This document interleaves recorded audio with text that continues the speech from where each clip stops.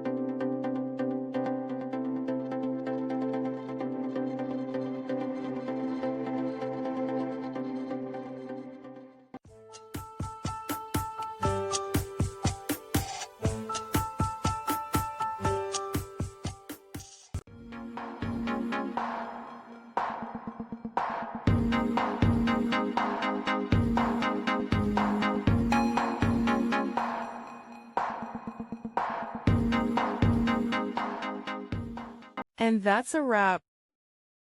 I hope you found the answer you were looking for. If you did, take a second to hit that subscribe button. It really helps out.